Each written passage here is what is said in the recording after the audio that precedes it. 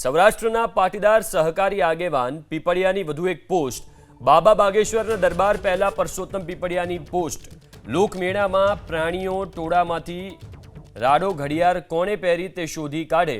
આ માત્ર ટેકનિક જાદુગરી, કોઈ ઈશ્વર કૃપા નહીં। નામ લીધા વગર જ પરસોત્તમ પીપળિયાના ધીરેન્દ્ર શાસ્ત્રી પર પ્રહાર।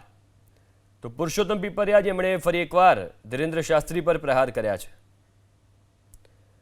વધુ વિગતો સાથે સંવાદદાતા પરાક્રમસિંહ ફોનલાઈન ઉપર જોડાયા છે। પરાક્રમ, ફરી એકવાર પુરુષોત્તમભાઈએ સોશિયલ મીડિયા પોસ્ટ કરી અને માહોલ ગરમાયો છે, શું વિગતો?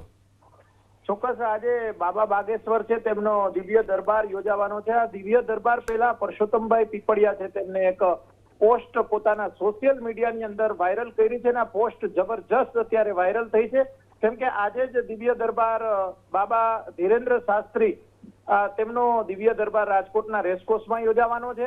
સૌરાષ્ટ્રભરમાંથી મોટી સંખ્યામાં લોકો આવવાના છે।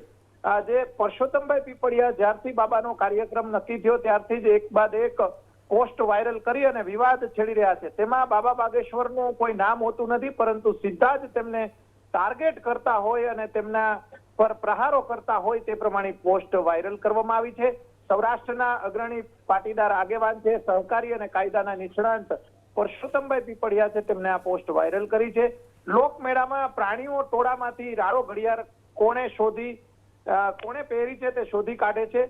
તે ટેકનિકલ જાદુગરી છે, કોઈ ઈશ્વરીય કૃપા નથી તેવો તેમને ટોણો માર્યો છે અને આ ટોણાને લઈને જબરજસ્ત સોશિયલ મીડિયાની અંદર અત્યારે આ પોસ્ટ વાયરલ કરવામાં આવી છે અને આજે સાંજે દિવ્ય દરબારમાં પણ પુરુષોત્તમભાઈ પીપળિયા છે તેઓ જવાના છે અને ત્યાં જઈને બાબા પાસે જવાબ માંગવાના છે અને પોતા કરેલા જે સવાલો છે, જે રાજકોટનું મોહિલ ગુમ થયો છે તેને શોધવા માટેના પ્રશ્નો અથવા તો ક્યાં છે તેને લઈને પ્રશ્નો પૂછવાના છે તેઓ। જી આભાર પરાક્રમ, વિગતો આપવા માટે।